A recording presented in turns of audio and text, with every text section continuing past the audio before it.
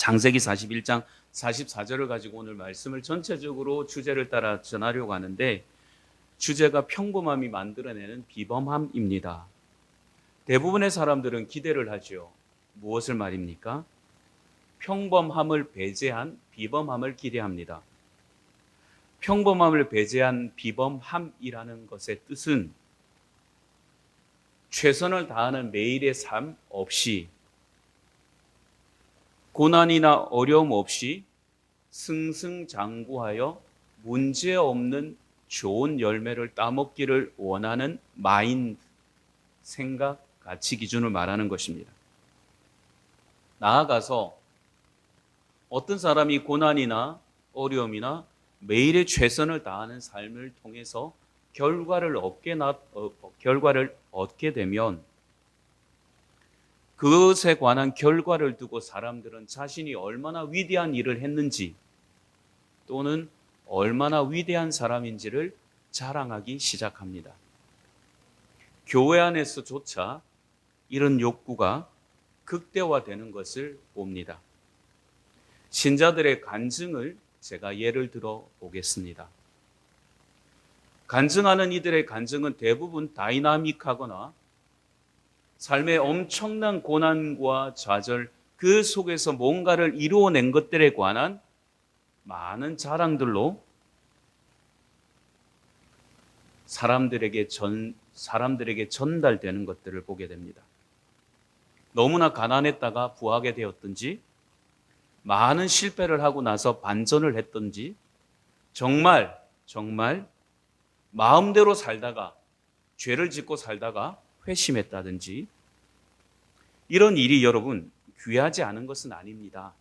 아주 귀합니다.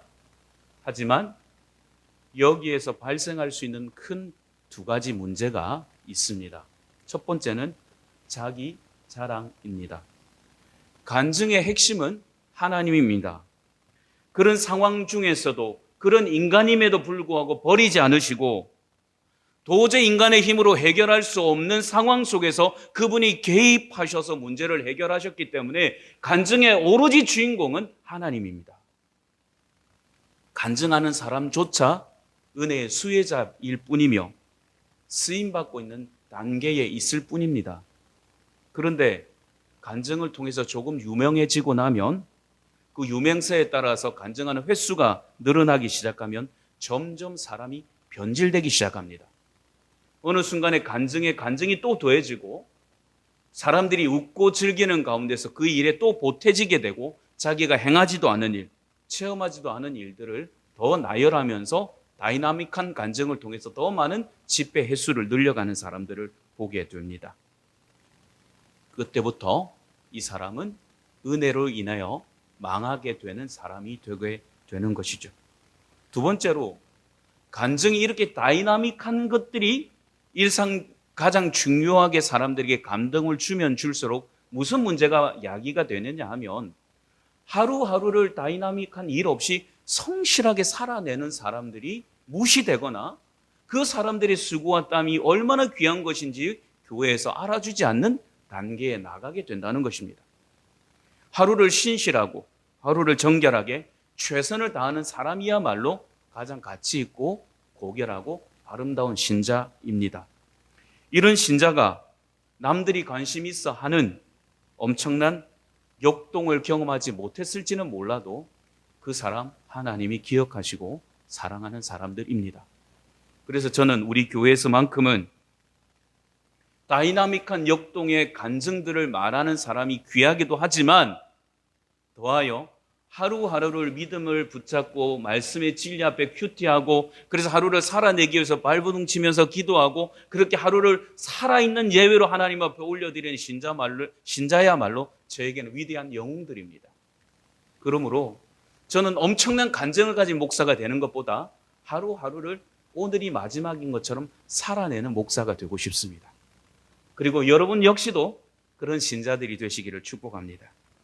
제가 존경하는 정필도 목사님께서 부산의 수영로교회 목회를 하실 때, 지금은 고인이 되셨지만 후배 목사들에게 이런 조언을 하셨습니다. 목사가 까불면 안 된다. 목사가 까불어서 되는 것이 없다.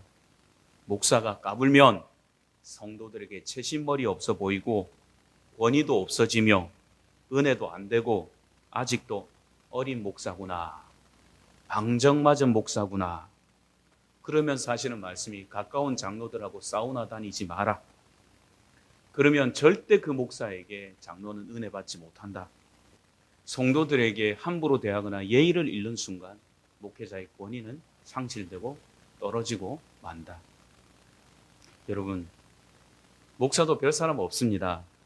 별 사람이 없다고 해서 별 사람 아닌 것처럼 살아서는 안 되는 것이 목사입니다. 목사가 조금 잘 된다고 호들갑 떨고 졸랑대고 자랑하기에 바쁘면 그 목회 얼마 가지 못해서 울 날이 다가오게 되어 있습니다. 조금 안 되면 영원히 안 되는 것처럼 또 졸랑대고 걱정 근심하며 그 속에서 자기 인생이 끝난 것처럼 얼굴이 잿빛으로 변하는 목사 역시도 그 스스로가 성숙하지 못함을 드러내는 것입니다. 목사뿐만 아닙니다. 교회 중직자라는 이름을 걸고 있는 여러분들의 삶이 그래서는 안 됩니다. 성도의 이름을 간판을 걸고 사는 성도들이요, 여러분 그래서는 안 됩니다. 하나님은 살아계십니다. 그 사실을 믿는다면 너무 잘 될 때도 하나님께서 은혜 베푸셨으므로 여러분들을 너무 높이지 말고 그냥 무던하게 살아가면 사람들이 여러분들을 인정하십니다. 그리고 높여줍니다. 너무 높아지려고 애쓰지 않아도 하나님이 높아지게 하셔야 높아질 수 있습니다. 여러분, 하나님이 낮추시면 여러분들이 아무리 올라가려고 해도 올라갈 수 없습니다. 하나님이 지그시 누르시면 그 능하신 손으로 누르시는데 내가 아무리 올라가려고 발부둥 쳐도 안 됩니다. 그때는 그냥 침묵하고 하나님께서 회복시켜서 끌어올려 주실 때를 기대하며 늦거니 견뎌내야 합니다. 이때 이런 사람이 될 때 성공에도 겸손할 수 있으며 평정심을 유지할 수 있고 곤경에 처했을 때도 낙심하지 않고 무심히 살아내는 참 신자다운 모습을 견지하는 사람이 될 수 있습니다. 사랑하는 성도교회 성도들이여, 저와 여러분들이 은혜를 붙잡고 살아가면서 빈수레처럼 너무 촐랑대지 마십시다. 하나님 은혜 붙잡고 지그시 무던하게 하루하루를 예배의 삶으로 살아내며 그렇게 하나님을 향해 한 걸음 한 걸음 두벅두벅 나아갑시다. 출애굽기에 등장하는 이스라엘은 인간이 어떤 것이 인간인지 본질을 정확하게 보여주었습니다. 이스라엘은 보면 안 될 때는 불평하고 안 될 때는 하나님 의지해야 되는데 안 될 때는 불평하고 잘 될 때는 교만하고 잘 될 때는 겸손해야 되는데 잘 될 때는 세상이 자기 것인 것처럼 교만하고 안 될 때는 세상이 끝난 것처럼 낙심하더라는 거죠. 빈수레같이 무기 없는 사람의 촐랑됨이 이스라엘 사람들의 모습이었습니다. 이게 바로 인간의 모습입니다. 이게 저와 여러분들의 모습이라는 것이죠. 하지만 이런 인간의 본질적인 모습과 반대되는 삶을 사는 소수의 신자들의 모습이 요셉이요, 다윗이요, 다니엘이요, 사드락과 메삭과 아벤느고요, 느헤미야라더라는 것입니다. 그래서 오늘 그 모습을 조금 주목해 보려고 하는 것이죠. 여러분, 인간의 속성과 반대로 살아가는 사람들, 믿음의 사람의 특징은 하나님의 영의 진리에 붙잡혀 있습니다. 성령이 충만한 사람들, 성령에 붙잡힌 사람들은요, 세상을 가라고 해도 절대 세상으로 나가지 않습니다. 이단에 사로잡히라고 이단에 떠밀려도 절대 이단에 가지 않습니다. 하나님의 진리 안에 붙잡혀서 그 진리가 말씀하는 데서 가고 멈추라는 것에서 멈추고 진리의 영에 사로잡혔기 때문에 모든 인생의 내 최고의 가치 기준은 하나님의 영에 붙잡힌 사람은 하나님입니다. 그들은 그렇기 때문에 어디 있든지 늘 언제나 하나님을 인지하고 살아갑니다. 그리고 하나님을 인정하며 살아갑니다. 그렇기 때문에 그 사람은 믿음 안에 거하는 사람인 것이죠. 그들이 살아내는 삶의 특징은 하나님을 신뢰하고 있기 때문에 하루하루의 삶에 최선을 다합니다. 그 하루가 모여, 그 최선을 다하는 하루가 모여 세상을 경영할 능력까지도 그들에게 배양이 되더라는 것입니다. 국무총리 요셉을 보십시오. 열국을 제압했던 열국의 왕 다윗을 보십시오. 제국의 재상이 되었던 다니엘을 보십시오. 페르시아를 움직였던 느헤미야를 보십시오. 모두는 비범한 인물들이었습니다. 그들의 비범함은 존중받아 마땅하지만 그들의 비범함의 기초가 되는 것은 평범한 하루에서 최선을 다하는 일상적인 삶이 기본 전제로 깔려 있었다는 것입니다. 그들은 오늘 하루가 마지막인 것처럼 예배의 삶을 살아내었습니다. 그러므로 오늘 저와 여러분들이 드리는 이 예배가 오늘이 마지막인 것처럼 전심전력해서 하나님 앞에 올려드려야 됩니다. 대충 드리는 사람, 아무렇게 드리는 사람, 정신이 혼란스럽고 분산되어서 예배를 드리는 사람과 하나님 앞에 집중하고 그 영혼 앞에 사로잡혀서 내 전능하신 하나님 앞에 오늘이 예배가 마지막인 것처럼 집중하여 드리는 그 예배가 하나님 앞에 올려드리지 않겠습니까? 연애를 하는 사람조차도 그 앞에 있는 상대방과 눈을 맞추고 이야기하지 않으면 상대가 속상해서 마음이 상하게 됩니다. 결혼도 하지 않은 연애 대상자를 놓고 그 사람과 눈을 마주치고 집중하지 않으면 내 마음이 분산되어 있으면 그 사람의 동공이 흔들리고 초점이 흔들려 있으며 헤어지자, 나를 사랑하지 않는구나, 당장 이런 부정적인 반응이 나오는데 전능하신 하나님 앞에 예배드리는 여러분들의 눈빛의 동공은 도대체 어디를 향해 있는 겁니까? 마음이 어디를 향해 있는 거예요? 하나님께 집중하십시오. 그래서 예배를 드리십시오. 여러분, 하나님 앞에 살아가는 사람들은 말과 행동이 하나님 앞에 예배적 삶을 살아갑니다. 그런 하루하루의 삶이 모여서 우리가 존경하는 요셉이, 존경하는 다윗이, 존경하는 다니엘이, 존경하는 느헤미야가 우리 앞에 등장하게 되는 겁니다.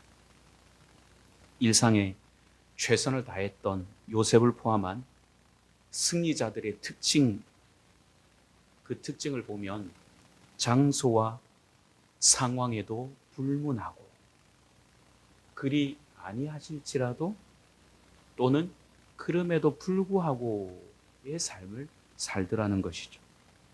여러분, 그럼에도 불구하고라는 것은 지금 내가 원하는 방향과 전혀 다른 결과가 나타나더라도 나는 요동하지 않겠다라는 고백이거든요. 요셉은 노예로 팔렸습니다. 감옥에 갇혔습니다. 그럼에도 불구하고 하나님을 신뢰했습니다. 욥은 망했습니다. 그럼에도 불구하고 하나님을 신뢰하였습니다.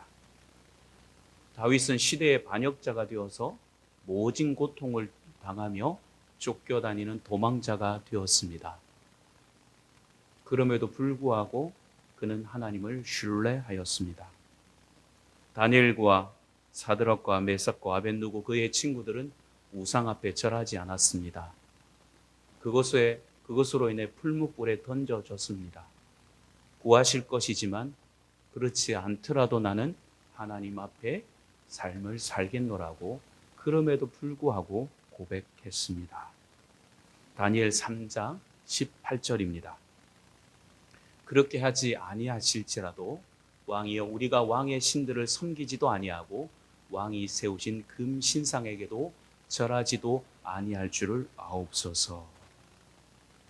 그럼에도 불구하고 신앙을 가졌다고 해서 우리가 오해할 수 있는 것은 그럼에도 불구하고 신앙을 가진 사람이 힘들지 않을 것이다, 아프지 않을 것이다, 괴롭지 않을 것이다 라고 착각할 수 있는데 그렇지 않습니다. 여러분, 아무리 성령 충만해도 힘들게 하는 사람 때문에 아픕니다. 모진 말 때문에 아픕니다. 살아가는 삶 속에서 고난을 당하면 아무리 성령 충만에 충만하더라도 아프고 힘든 것은 또 한 가지입니다.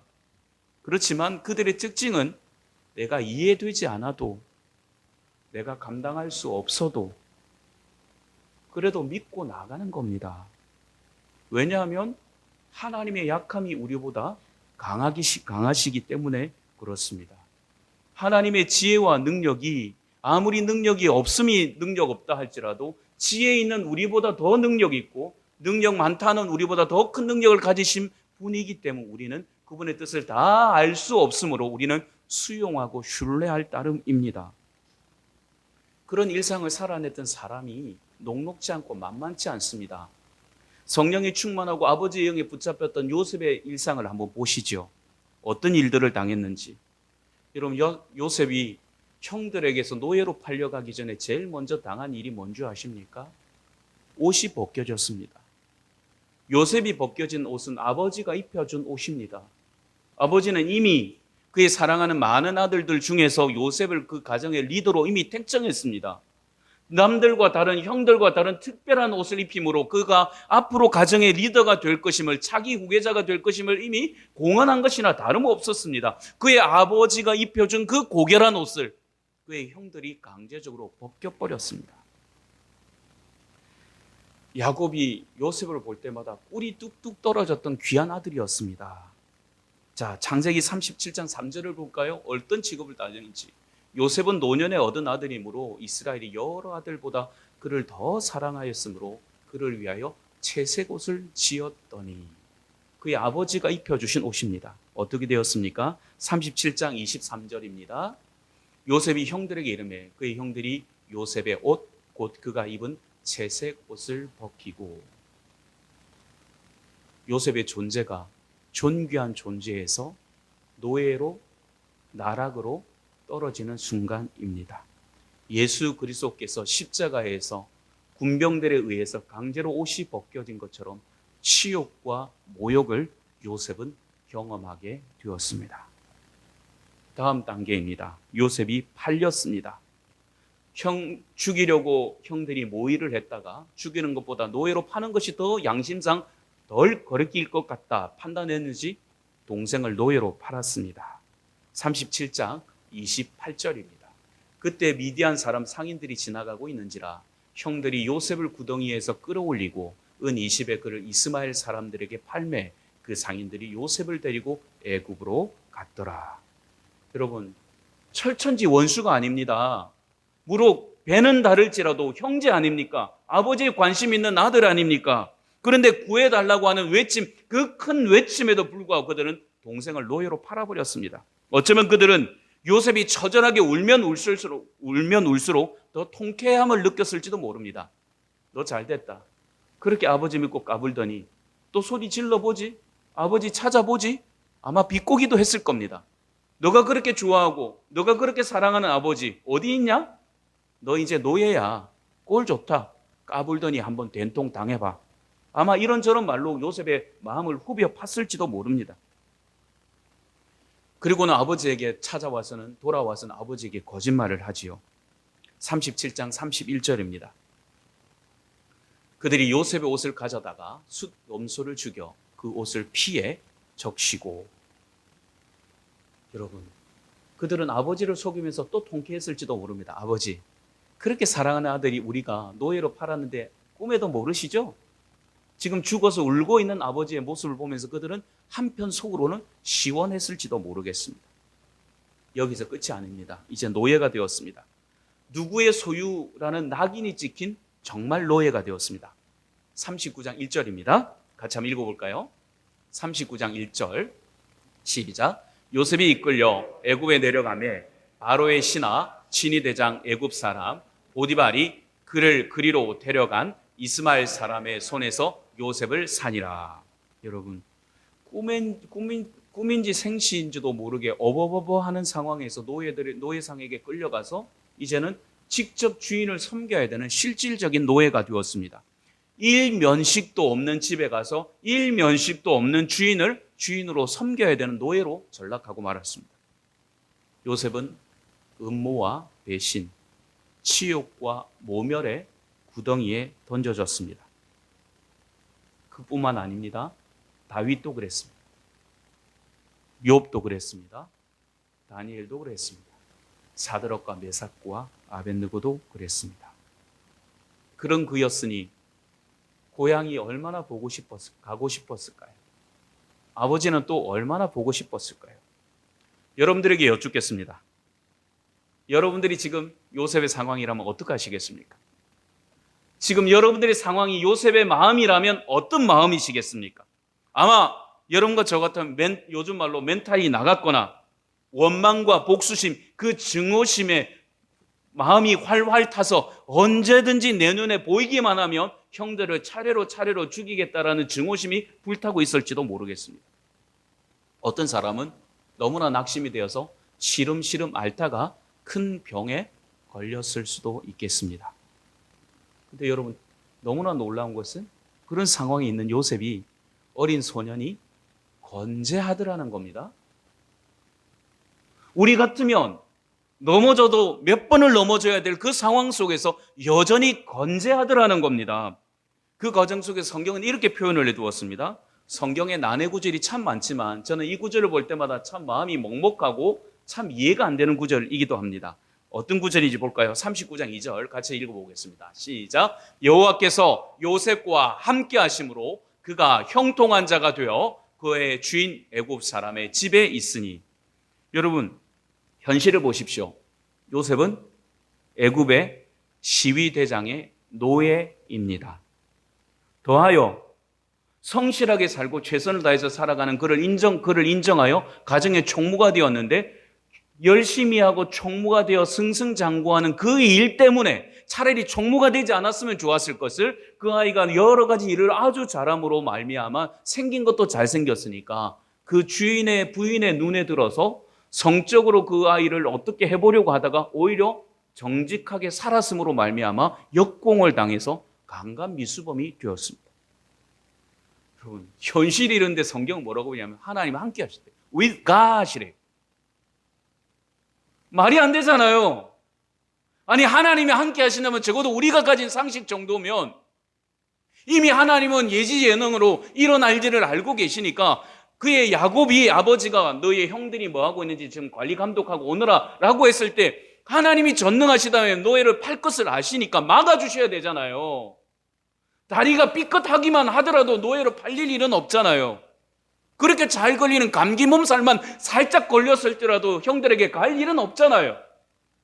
그리고 더 나아가 설령 노예로 팔렸더라도 그렇게 하나님 앞에 정직하게 살아가는 요셉, 아버지를 그렇게 그리워하는 요셉 같으면 하나님께서 노예 중에서 풀어주셔야 그게 진정한 요셉이 원하는 형통 아니겠습니까?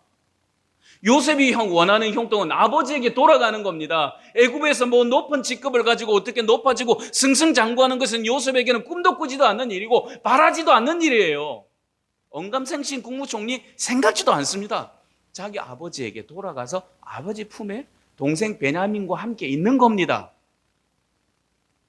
그런데 정작 요셉이 원하는 것은 하나도 들어주시지는 않고 하나님 원하는 대로 막 이끌고 다니시면서 성경은 표현은 그럽니다. 하나님이 요셉을 형통하게 하셨더라. 하나님 좀 이상하지 않아요? 요셉은 지금 억울하대요. 하나님 나 억울해요. 사람들에게 억울하다고 이야기해도 아무도 들어주지 않아요. 형, 나 노예로 팔지 마 말해도 형들도 안 들어주죠. 나 지금 노예가 아니에요. 나는 우리 아버지도 있고요. 아무리 지금 하소연을 해도 들어주지 않아요. 감옥에 내려가서 이런저런 꿈을 해석해 주었는데도 아무도 자기 말 하소연을 들어주지 않아요. 이게 무슨 형통입니까? 딱지가 붙어도 정말 지저분한 딱지가 붙었는데 강간미수범이 뭡니까, 세상에. 그것도 주인의 부인을. 이 정도 되면 형통이라는 말보다는 생명을 잃을 수 있는 늪에 빠졌다고 해야 오히려 더 정상적인 표현이 아니겠습니까? 이런 상황이 되면 누구나 원망하고 누구나 낙심하기 쉽습니다. 그런데 하나님이 함께 하심을 확신하는 사람들은 이런 상황 속에서 자기가 누구를 경외하고 누구를 붙잡고 있는지를 증명해 내었습니다. 이런 상황에 놓였는데도 불구하고 하루를 하나님 의지하고 성실하게 살아내더라는 겁니다. 하나님께서 함께 하시는 형통은 여러분 기억하시기 바랍니다. 나는 별로 잘 되는 것이 없는데 내가 가는 곳에서 다른 사람이 나로 인해서 잘 된다. 그거 하나님 쓰시는 축복입니다. 너무 억울해하지 마세요. 요셉은 사실은 정작 수혜자가 되지 못했습니다. 나중에는 하나님 뜻 가운데 이루어지긴 하지만 실상 정작은 자기가 잘 되는 형통 때문에 어려움을 겪기도 하고 더 큰 일을 겪기도 합니다. 그렇지만 요셉이 가는 곳마다 주변은 잘 되었습니다. 여러분들이 엄청나게 높아지는 상황이 아니고 여러분들 때문에 뭔가 잘 되는 일들이 있지만 여러분들은 월급이나 기타 상황 속에서 엄청난 실질적인 보상이 일어나지 않더라도 억울해하지 마십시오. 하나님은 지금 여러분들을 멋진 반전을 위해서 준비하고 다듬고 있는 상태이니까요. 여러분, 인도의 캘커타에 가면 마더 테레사, 우리하고 신앙이 약간 다르기도 하지만 그러나 그분이 하나님을 사랑한다는 의미에서 저는 참고할 만한 글이라고 생각이 돼서 인용을 합니다. 이런 글이 쓰여 있습니다. 당신이 정직하고 솔직하면 상처받기 쉬울 것이다. 그럼에도 불구하고 정직하고 솔직하라. 오늘 당신이 하는 좋은 일이 내일이면 잊혀질 것이다. 그럼에도 불구하고 좋은 일을 하라. 가장 위대한 생각을 갖고 있는 가장 위대한 사람이라 할지라도 가장 작은 생각을 가진 가장 작은 사람들의 총에 쓰러질 수도 있다. 그럼에도 불구하고 위대한 생각을 하라. 당신이 몇 년을 걸려 세운 것이 하룻밤 사이에 무너질 수도 있다. 그럼에도 불구하고 다시 일으켜 세우라. 당신이 마음의 평화와 행복을 발견하면 다른 사람을 질투를 느낄 것이다. 그럼에도 불구하고 평화와 행복하라. 당신이 가진 최고의 것을 세상과 나누라. 언제나 부족해 보일지라도 그럼에도 불구하고 최고의 것을 세상에 주라. 여러분, 신자의 모습 아닐까요? 가치 있게 살아가는 삶의 기준의 모습 아닐까요? 여러분들이 기억해야 될 것은 지금 당장 평면적인 상황에서는 아무것도 보이지 않습니다. 그러나 이제 하나님이 반전을 일으키시는 상황으로 나아가 봅시다. 오늘 본문의 결론이기도 했지요. 하나님의 뜻은 여러분들의 때에 드러나는 것이 아니라 저의 때에 드러나는 것이 아니라 하나님의 때에 드러난다는 사실을 우리는 깊이 주목해야 합니다. 그 뜻을 발견한 사람은 그것 때문에 하나님의 시간표와 하나님의 뜻에 따라 움직이는 특징을 보여줍니다. 여러분, 끊임없이 억울함을 경험했던 요셉 같으면 이제 국무총리가 되고 나면 먼저 뭐부터 해야 되겠습니까? 억울함을 풀고 아버지부터 찾는 것부터 해야 되지 않겠습니까? 여러분, 애굽은 지금의 미국에 해당하는 대단한 막강한 권력과 군사력과 힘을 가진 나라입니다. 그 속에서 왕 다음으로 가는 국무총리가 되었습니다. 미국으로 치면 부총리급이죠. 국무장관급이죠. 그 사람이 CIA인들 못 움직이며 우리나라 같으면 뭐 안기부들 못 움직이겠습니까? 세계 전국에 세계 열방에 흩어져서 퍼져 있는 그 수많은 정보 매체를 이용해서 지금 그 사람이 어디인지 추적하면 아버지 못 찾아낼까요? 그렇게 보고 싶었던 아버지인데, 그렇게 그리웠던 아버지인데, 그렇게 사랑하는 내 동생 베냐민인데, 근데 이상하지 않습니까? 찾지를 않아요. 이게 더 놀랍지 않습니까? 내가 힘과 권력을 가졌는데 내 말 한마디면 지금 추격 부대를 보내서 아버지 데리고 올 수도 있고 동생 찾아올 수도 있어요. 근데 지금 때가 될 때까지 찾지를 않아요. 무엇 때문일까요? 요셉은 이제 국무총리가 되는 순간 단순하게 열국의 리더로서 삶을 살아가는 요셉이 아니라 하나님께서 지금 무엇을 자기를 통해서 하려고 하시는지를 깨닫게 된 겁니다. 뭐냐면 1차적으로 보면 7년 풍년을 통해서 흉년을 준비하게 하는 열국을 구원하고자 하는 계획이 있지만 더하여 가장 중요한 이 사실을 깨닫게 되는 겁니다. 먼저 성경을 볼까요? 창세기 15장 13절입니다. 시작.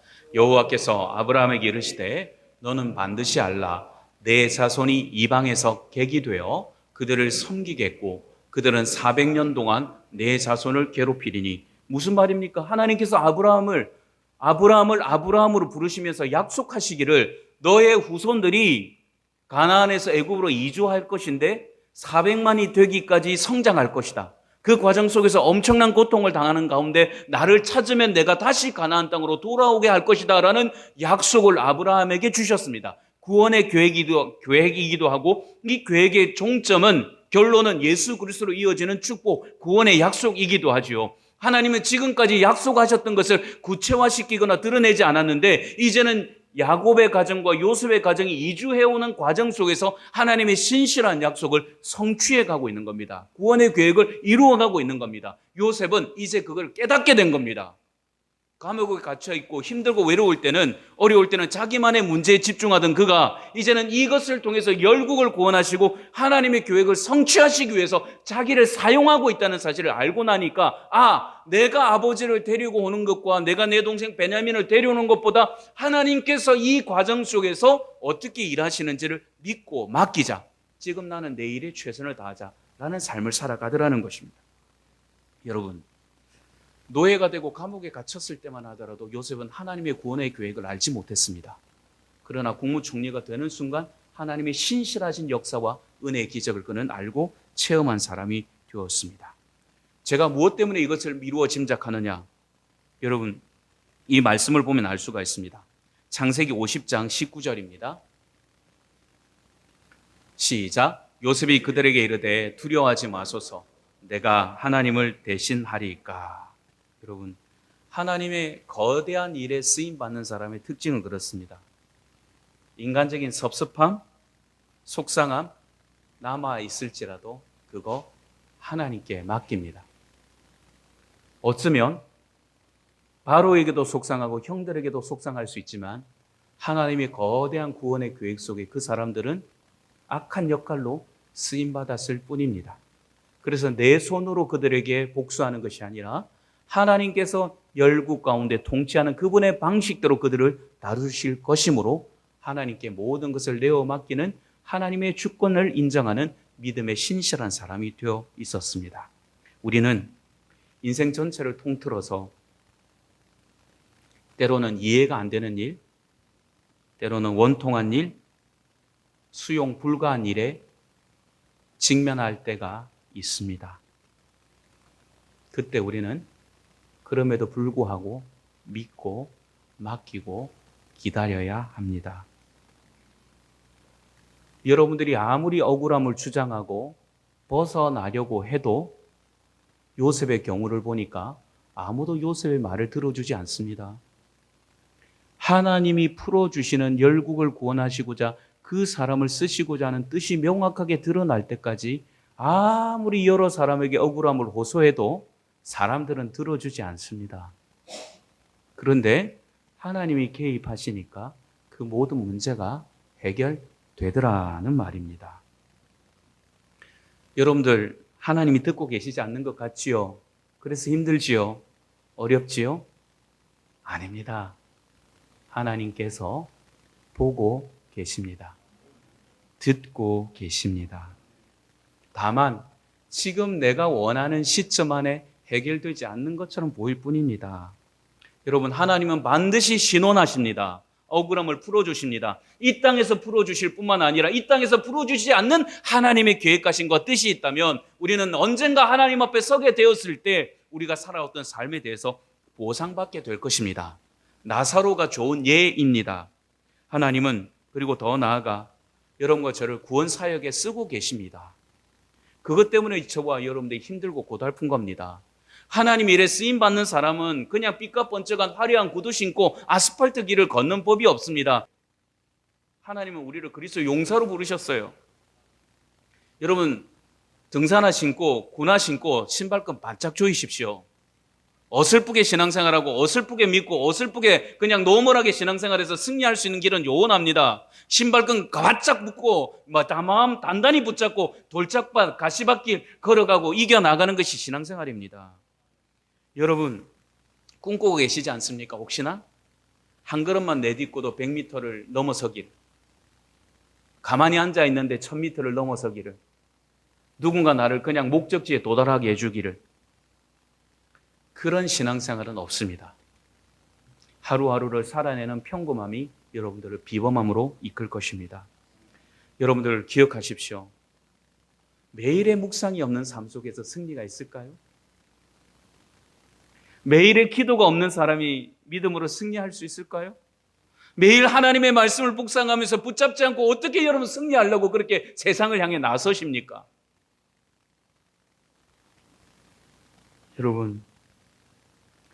여러분들과 저에게 나타나는 비범함을 보였던 평범함에 익숙했던 사람들을 보십시오. 다니엘 매일 하나님 앞에 기도했습니다.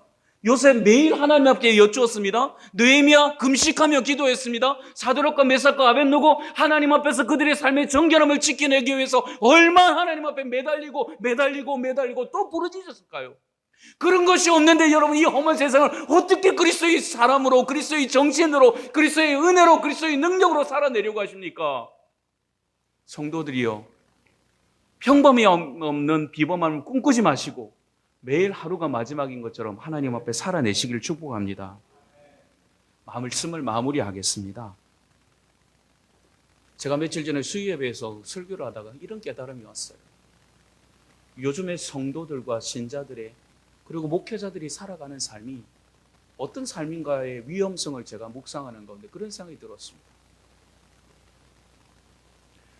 우리가 밖에 있는 외부나 모든 것들이 이렇게 물체들이 보면 서로가 결속이 되어 있지 않습니까? 용접 내지는 피스를 이렇게 조여서 그걸 결속을 해두었는데, 간판이라고 예를 들어 봅시다.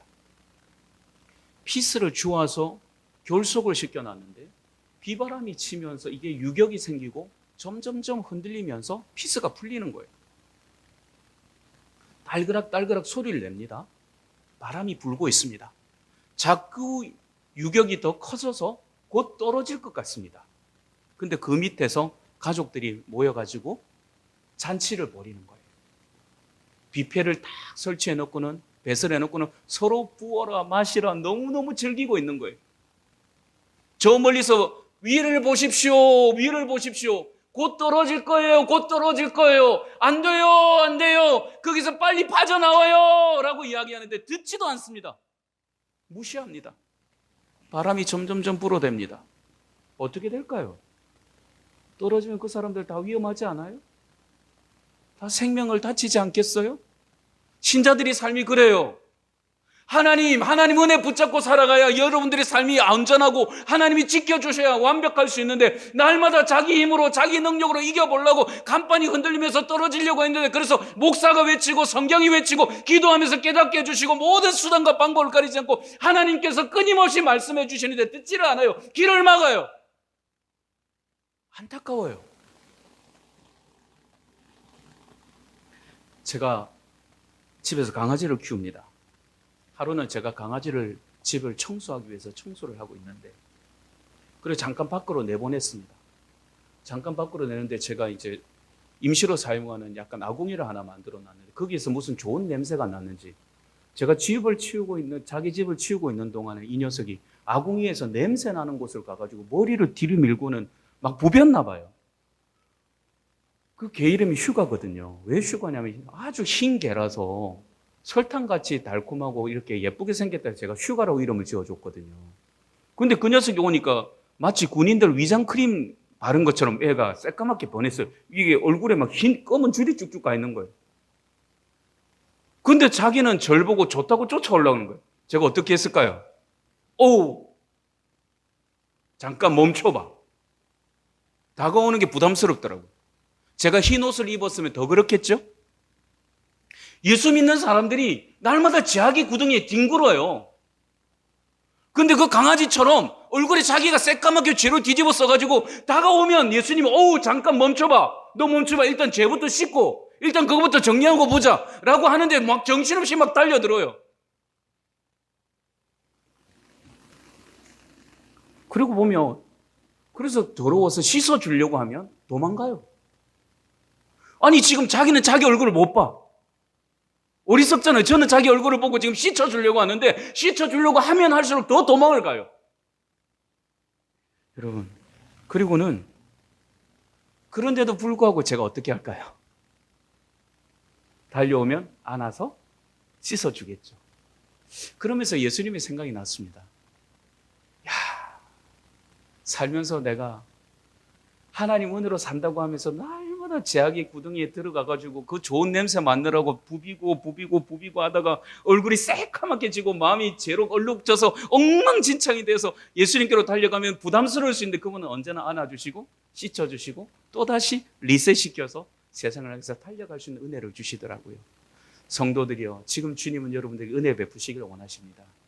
하나님 앞에 여러분들의 삶을 다시 한번 점검하시고 매일의 삶에서 하나님 앞에 최선을 다하고 있는지를 점검하시되, 그럼에도 불구하고 이전에 내 삶이 하나님께로 멀어지는 삶, 위험 요소가 간판이 떨어질 것 같아도 나는 내 행복을 찾아서 마음대로 살았던 삶을 살았을지라도 지금 이 시간 다시 부르시어 하나님께로 돌아오게 하셔서 요셉처럼 열방의 리더로 구원의 사역에 쓰시기 위해 준비하시는 하나님께로 달려간다면 여러분들은 하나님께 쓰임받을 뿐만 아니라 여러분들 인생이 진정한 행복으로 빛나게 될 것입니다.